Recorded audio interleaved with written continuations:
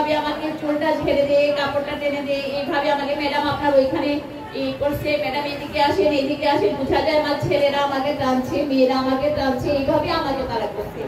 একেবারে 6 এর বাচ্চারা পর্যন্ত এত মানে কাল থেকে তারা শুরু করছে আমার সাথে। কিন্তু আজকে যে এত বিরাট আয়োজন হবে আমি কি যে বলবো, এটা আমি বারবার আমি মানে নিজেকে গর্ববোধ করি। মানব জীবন, আমি মানব জীবন জন্মগ্রহণটা আমার সার্থক হয়েছে, একেবারে সার্থক। এইভাবে আয়োজন আমি পাবো আমি কখনো কল্পনা করতে পারি না। আমি যে জায়গায় দাঁড়িয়ে আছি ওই জায়গায় ছিল, আমি যখন ওই স্কুলে আসি তখন ছিল 1996 সাল। ওইখানে ছিল অফিস, ওইখানে ছিলেন আমার শ্রদ্ধেয় প্রধান শিক্ষক সৈয়দ সিরাজুল ইসলাম স্যার। ওইখানে ছিল অফিস। তিনি প্রথমে আমার রিটেন পরীক্ষা হয়েছিল, যখন আমার ভাইবা হলো তখন সিরাজুল ইসলাম স্যার বলেছিলেন আমাকে, ম্যাডাম আমি আপনার শ্বশুর তুল্য।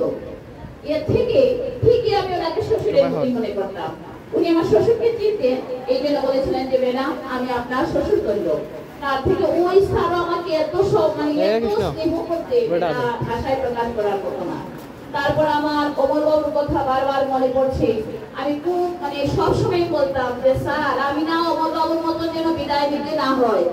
অমরবাবু অফিসে অনেক কাজ করেছে, এটা এখন তো কম্পিউটারের যুগ।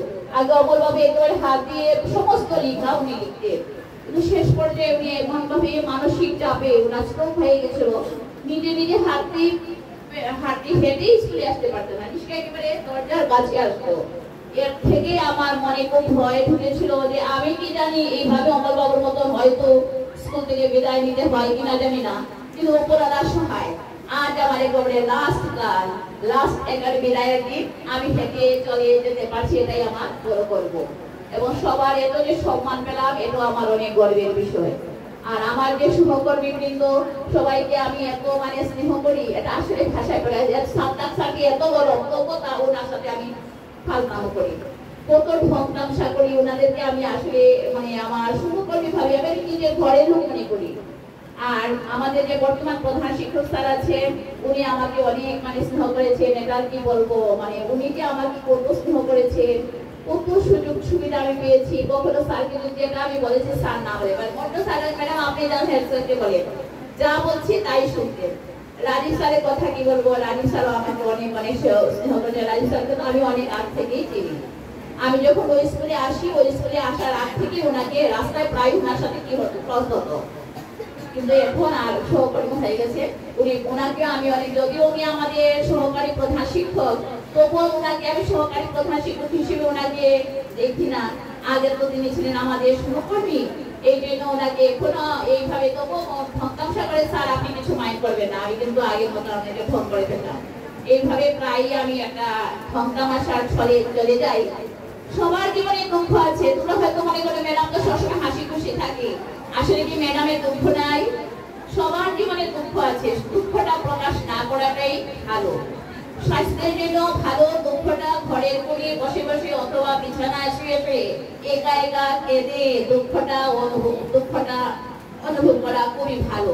যার পাশের লোকেরা জানলো না, আমি যখন আমার স্বামীর সাথে ঝগড়া করি পাশের লোকেরাই জানেন আমি ঝগড়া করছি। আমি এদিকে আসলো, কথা বলো না, মুখটা একটু বন্ধ করো, তোমাকে এই কথা বলতে চাই। আমি এইভাবে মেয়েদেরকে বলছি, কখনো স্বামীর সাথে যখন ঝগড়া করবে, ঝগড়া অবশ্যই হবে, কিন্তু ঝগড়া করে যাতে পাশের রুমের লোকেরা যাতে না জানে। আমার ছেলে বলতো যে মা তুমি যে বাবার সাথে ঝগড়া করো বোঝা যায় না, বোঝা যায় তুমি গল্প করছো। আসলে এটা গল্প না, আসলে এটা ঝগড়া করছে।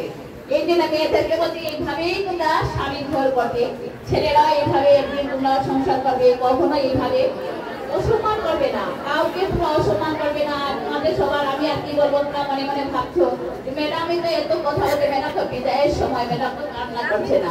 আমি একেবারে টায়ার্ড হয়ে গেছি কান্না করতে করতে, আমার চোখেও সমস্যা, আমার চোখে বিরাট সমস্যা। তোমাদেরকে বেশি কান্নাকাটি করলে আমার খুব অসুবিধা হয়। এই জন্য বলছি সবাইকে ধন্যবাদ, তোমরা যে এত আমাকে মানে এত করেছো, এটা ভাষায় প্রকাশে সবাই সবার মঙ্গল হোক এবং সবাই লেখাপড়া করো। এখন বর্তমান যুগে যা অবস্থা চলছে, ছেলেরা বিপদগামী হচ্ছে, মেয়েরা বিপদগামী হচ্ছে, তোমরা সবসময় নিজেদেরকে নিজের সংযত করে রাখবে এবং সুন্দরভাবে চলাফেরা করবে, মা বাবার কথা মেনে চলবে। সবচেয়ে বড় কথা, স্কুলে আসলে স্কুলে স্যারদের এবং গুরুজনের কথা মান্য করবে, সবসময় ভালো থাকবে, হাসি খুশি থাকবে। আরো কত কিছু বলার আছে, কিন্তু আর বলা সম্ভব না। আমি অনেক শক্ত রয়েছে কথা বলার জন্য নিজেকে খুব শক্ত করে রেখেছি, যাতে কথা বলতে পারি। বুঝতে পেরেছো? এই স্কুলে সব আমাকে আগে ছিলেন সিরাজ ইসলাম স্যারের প্রতি আমি শ্রদ্ধা জানাই, অমর বাবু স্যারের প্রতি আমি শ্রদ্ধা জানাই, তারপর ফয়জুর রহমান স্যারের প্রতি আমি শ্রদ্ধা জানাই, এবং আমার সহকর্মী ছিলেন হান্না স্যার, ওনাকে আমি সবচেয়ে বেআদবি কাজ করছি, ওনার সাথে এখন পর্যন্ত আমি দেখা করতে পারিনি। এবং আমাদের প্রাক্তন অ্যাসিস্ট্যান্ট হেডমাস্টার ছিলেন আজাদ স্যার, ওনাকে অবশ্য দেখা করার কথা, কয়েকদিন আগে অসুস্থ ছিলেন, দেখা করে আমি চেষ্টা করবো ওনার সাথে দেখা করার। এবং আমাদের আয়েশা ম্যাডামও ছিলেন, উনিও ভালো আছেন। আমি যাদেরকে পেয়েছিলাম সবার প্রতি আমার সম্মান রেখে আমি আমার বক্তব্য শেষ করছি। বর্তমান আমার সহকর্মীদের সবার প্রতি আমার শ্রদ্ধা রইল, আর স্যারের প্রতি আমার শ্রদ্ধা সম্মান সবই রইল। আর সুরুখ স্যার বোধহয় কিছু বলতে চাইছিলেন। আচ্ছা, আর সবাইকে ধন্যবাদ জানিয়ে আমি আমার বিদায় নিচ্ছি। জানি না আর কবে দেখা হবে। সবাই আমার সাথে আমার জন্য দোয়া করবে, তাদের সুস্থ শরীরে বড় পারে যেতে পারি, এটাই সবচেয়ে বড় কথা। সুস্থ শরীরে হেঁটে চলে যদি বড় পারে যেতে পারি, এটাই আমার কাছে সবচেয়ে বড় কথা। আর স্যার যে বলেন ওই স্কুলে আসার যদি কপালে থাকে হয়তো আসতে পারি, এটা হলো ভাগ্যের কথা। কখন কি হয় কেউ তো বলা যায় না। যদি সুযোগ হয় আসবো, আর যদি সুযোগ থাকে না তাহলে আসার কোনো সম্ভাবনা, যদি শরীরও মানে, ঠিক না? তাহলে সবাই ভালো থাকো, সুস্থ থাকো। আর প্রাক্তন ছাত্ররা আবার শুনো, ওই যে আমাদের শিক্ষার্থীরা পরীক্ষার্থীরা কিভাবে যে তারা জানলো, তারা ওইখানে চলে এসেছে, ওইখানে তারা চলে। আর ক্লাস 10 এর অন্যান্য ক্লাসের বাচ্চারা যে কি যে আমাদের দিয়েছে, কেউ কেউ লুকিয়ে লুকিয়ে ব্যক্তিগতভাবে আমার রুমে গিয়ে গিফট দিয়েছে, ওইখানে সামনেও দিয়েছে। তারা কি দিবে আমাকে, আর আমি কি দিব আমি নিজেই ভাবতে পারছি না। কি করবো আমি কি করবো? আমি আজকে ঘরে গিয়ে আমি কি করবো?